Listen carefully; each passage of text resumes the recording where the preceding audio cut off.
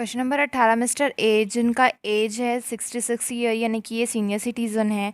उनका लॉटरी से इनकम दिया हुआ है 10,000 रुपये, लॉन्ग टर्म कैपिटल गेन दिया हुआ है 30,000 रुपये, इंटरेस्ट ऑन गवर्नमेंट सिक्योरिटी दिया हुआ है 1,80,000 और पेंशन दिया हुआ है 2,90,000 यानी कि टोटल इनकम उनका बता दिया है 15 लाख रुपये। तो उन्होंने कहा है परचेस किया है NSC यानी कि नेशनल सेविंग सर्टिफिकेट 1,00,000 रुपये का। तो हमको कंप्यूट करना है उनका net tax liability. Computation of net tax liability. Salary उनका पेंशन था 2,90,000 का, स्टैंडर्ड डिडक्शन देंगे 50,000 का, तो इनकम फ्रॉम सैलरी आ जाएगा 2,40,000। फिर कैपिटल गेन में था लॉन्ग टर्म कैपिटल गेन 30,000 रुपये का, इनकम फ्रॉम मदर सोर्सेस में लॉटरी था 10 लाख रुपये का और इंटरेस्ट ऑन गवर्नमेंट सिक्योरिटी था 1,80,000 का। दोनों को जोड़ देंगे तो आ जाएगा 11,80,000 जो उनका इनकम फ्रॉम मदर सोर्सेस होगा। अब हम 2,40,000, 30 लाख और 11,80,000 को जोड़ देंगे तो आ जाएगा 14,50,000 जो उनका ग्रॉस टोटल इनकम होगा। इसमें हमको डिडक्शन देना है under section 80C2 80U। Purchase of NSC का डिडक्शन मिल जाएगा 1,00,000 रुपये का, तो 14,50,000 में से 1,00,000 माइनस कर देंगे तो आ जाएगा 13,50,000 जो उनका टोटल इनकम होगा। इसमें हम स्पेशल रेट से टैक्स कैलकुलेट करेंगे। लॉन्ग टर्म कैपिटल गेन था 30,000 का, 30,000 का 20% निकालेंगे तो आ जाएगा 6,000 रुपये। लॉटरी था 10 लाख का, इसका 30% निकाल देंगे तो आ जाएगा 3,00,000 रुपये। अब स्लैब रेट से कैलकुलेट करेंगे तो टोटल इनकम था 13,50,000, इसमें से 30,000 और 10 लाख माइनस कर देंगे तो आ जाएगा 3,20,000। 3,20,000 में से क्योंकि ये सीनियर सिटीजन थे इसलिए 3,00,000 रुपये नील होगा और 20,000 रुपये पे 5% से टैक्स कैलकुलेट होगा तो आ जाएगा 1,000 रुपये। अब 6,000, 3,00,000 और 1,000 को जोड़ेंगे तो आ जाएगा 3,07,000।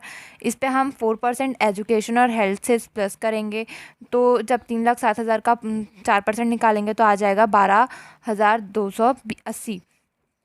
अब 3,07,000 और 12,280 को जोड़ देंगे तो आ जाएगा 3,19,280, जिस पे हमको टैक्स TDS माइनस करना होगा लॉटरी के ऊपर क्योंकि विनिंग इनकम है और 10 लाख रुपए दिया हुआ है तो यहाँ पे 30% का TDS कैलकुलेट होगा। तो यहाँ पे आ जाएगा 10 लाख का 30% 3,00,000, तो 3,19,280 में से 3,00,000 माइनस करेंगे तो आ जाएगा 19,280 जो उसका टैक्स नेट टैक्स लाइबिलिटी होगा। यहाँ पे सैलरी क्योंकि 5 लाख से कम है इसलिए हम यहाँ पे इसके ऊपर TDS नहीं काट सकते। अगर 5 लाख या 5 लाख से ज़्यादा होता तो TDS सैलरी के ऊपर भी कटता।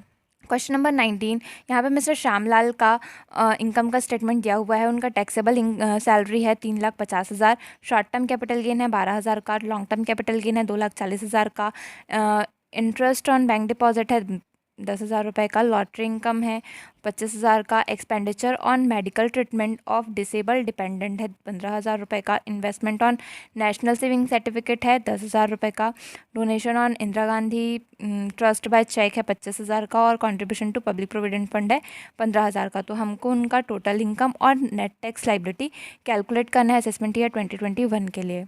Question number 19, computation of gross tax liability. Salary से उनका इनकम था 3,50,000 का, कैपिटल गेन में शॉर्ट टर्म कैपिटल गेन 12,000 का, लॉन्ग टर्म कैपिटल गेन 2,40,000 का था। दोनों को जोड़ देंगे तो आ जाएगा 2,52,000 जो उनका इनकम फ्रॉम कैपिटल गेन होगा। फिर इनकम फ्रॉम अदर सोर्सेस में बैंक इंटरेस्ट ऑन डिपॉजिट था 10,000 लॉटरी से उनको इनकम था 25,000 का। दोनों को जोड़ देंगे तो आ जाएगा 35,000 इनकम फ्रॉम अदर सोर्सेस।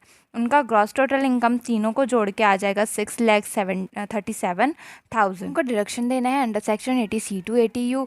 तो डोनेशन इंदिरा गांधी फंड था तो इसमें क्योंकि ये 50% डिडक्शन इसमें मिलता है इसलिए 25,000 का 50% निकालेंगे तो आ जाएगा 12,500। कॉन्ट्रीब्यूशन टू PPF था पब्लिक प्रोविडेंट फंड 15,000 का, medical treatment on disable dependent था 75,000 का, इन्वेस्टमेंट ऑफ NSC था 10,000 का। तो हम 6,37,000 में से ये सब चीज़ माइनस करेंगे तो आ जाएगा 5,24,500 जो उसका टोटल इनकम होगा। अब टोटल इनकम में हम स्पेशल रेट से टैक्स कैलकुलेट करेंगे। लॉटरी था 25,000 का, इसका 30% निकालेंगे तो आ जाएगा 7,500। उसके बाद लॉन्ग टर्म कैपिटल गेन था 2,40,000 का, इसका 20% निकालेंगे तो फिर आ जाएगा 48,000। अब हमको स्लैब रेट कैलकुलेट करना है तो स्लैब रेट के लिए हम टोटल इनकम में से लॉटरी और लॉन्ग टर्म कैपिटल गेन का अमाउंट माइनस कर देंगे तो बैलेंस आ जाएगा 2,59,500। इसमें से 2,50,000 नील होगा और 9,500 जो बैलेंस अमाउंट बचा उस पर 5% कैलकुलेट करेंगे तो आ जाएगा 475। 475, 7,500 और 48,000 तीनों को जोड़ देंगे तो यहाँ पे हमारा टैक्स आ जाएगा 55,975। इस पे हम 4% education and health tax plus करेंगे तो आ जाएगा 2,239। दोनों को प्लस कर देंगे तो आ जाएगा 58,214। माइनस करेंगे इसमें लॉटरी के ऊपर TDS। तो लॉटरी पे हमने टैक्स लगाया था 7,500 का, तो हम TDS माइनस करेंगे 7,500 का। तो 58,214 में से 7,500 माइनस करने पे आ जाएगा 15,714।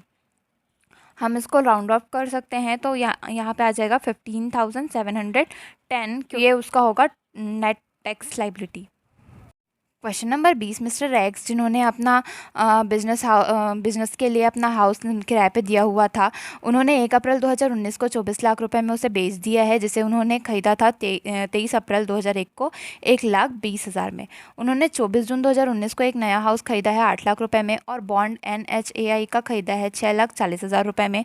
उनको एग्जेम्पशन मिलता है 54F और 54EC के अंदर। अब उनका कोई और दूसरा हाउस के ऊपर ओनरशिप नहीं है। इसके अलावा उनको शॉर्ट टर्म कैपिटल लॉस हो रहा था 21,250 का प्रीवियस ईयर में। ड्यूरिंग द ईयर उनको बिजनेस इनकम हो रहा है 50,000 रुपये का और उन्होंने डोनेट किया है 12,000 रुपये prime minister national relief fund में चेक के द्वारा। इसके अलावा 20,000 रुपये का पब्लिक प्रोविडेंट फंड पे डिपॉजिट किया है। हमको उनका टैक्सेबल इनकम और टैक्स लाइबिलिटी कैलकुलेट करना है असेसमेंट ईयर 2021 के लिए। Question number 20, computation of gross tax liability. क्योंकि उनका बिजनेस इनकम था 50,000 रुपये का और कैपिटल गेन में फुल वैल्यू ऑफ कंसिडरेशन बेचा था उन्होंने 24 लाख रुपए में। क्योंकि ट्रांसफ़र के ऊपर कोई खर्च नहीं हुआ था, इसलिए उनका नेट वैल्यू ऑफ कंसिडरेशन भी 24 लाख रुपए ही आएगा। अब हमको इंडेक्स कॉस्ट ऑफ एक्विजिशन निकालना होगा। तो घर खरीदा था 1,20,000 में, ट्रांसफ़र ईयर का इंडेक्स है 289, परचेस ईयर का इंडेक्स है 100 रुपीज़। इसको सॉल्व करेंगे तो आ जाएगा 3,46,800। जब 24 लाख में से 3,46,800 माइनस करेंगे तो आ जाएगा 20,53,200 जो उनका लॉन्ग टर्म कैपिटल गेन होगा। अब क्योंकि उन्होंने घर के बदले में घर खरीदा है तो 54F के अंदर उनको डिडक्शन मिल जाएगा capital gain into cost of new asset divided by new net value of consideration. तो कैपिटल गेन उनका हो रहा था 20,53,200 का। कॉस्ट ऑफ न्यू एसेट नया घर खरीदा था 8 लाख रुपए में और नेट वैल्यू ऑफ कंसिडरेशन उनका था 24 लाख रुपए। इसको जब अपन सॉल्व करेंगे तो आ जाएगा 6,84,400।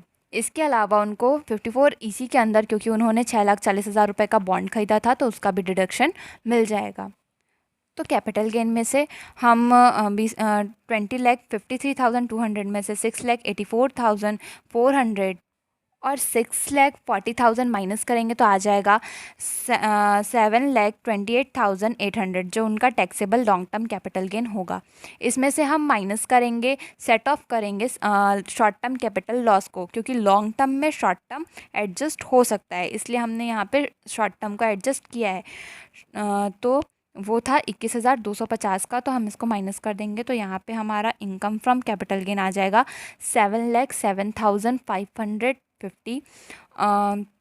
इसके बाद हमको ग्रॉस टोटल इनकम निकालना है तो उसके लिए इनकम फ्रॉम बिजनेस का 50,000 और कैपिटल गेन का 7,07,550 प्लस कर देंगे तो आ जाएगा 7,57,550 जो उनका होगा ग्रॉस टोटल इनकम। इसमें हम डिडक्शन देंगे under section 80C to 80U। Prime minister national relief fund में मिलेगा 12,000 का डिडक्शन, पब्लिक प्रोविडेंट फंड में 20,000 का। इसमें से ये दोनों माइनस करेंगे तो आ जाएगा 7,25,550। अंडर सेक्शन 12 में यह है कि अगर इंडिविजुअल या HUF का total income long term capital gain को छोड़कर 2,50,000 रुपये से कम है तो फिर टोटल इनकम में से लॉन्ग टर्म कैपिटल गेन सहित 2,50,000 घटाकर जो बचता है उस शेष रकम पे हमको 20% से बस टैक्स कैलकुलेट करना होता है और कोई रेट नहीं कैलकुलेट होगा। टोटल इनकम 7,25,550 में से हम अंडर सेक्शन 112 एग्जेम्पशन देंगे 2,50,000 रुपये का, तो आ जाएगा 4,75,550। अब क्योंकि यहाँ पे रूल है कि सिर्फ 20% से टैक्स कैलकुलेट होगा तो हम इसका 20% निकाल देंगे तो यहाँ पे आ जाएगा 95,110। अब इसमें 4% एजुकेशन और हेल्थ टैक्स प्लस करेंगे तो इसका 4% आ जाएगा 3804। दोनों को प्लस कर देंगे तो आ जाएगा 98,914। इसको राउंड ऑफ कर सकते हैं तो यहाँ पे आ जाएगा 98,910 जो टैक्स लाइबिलिटी होगा।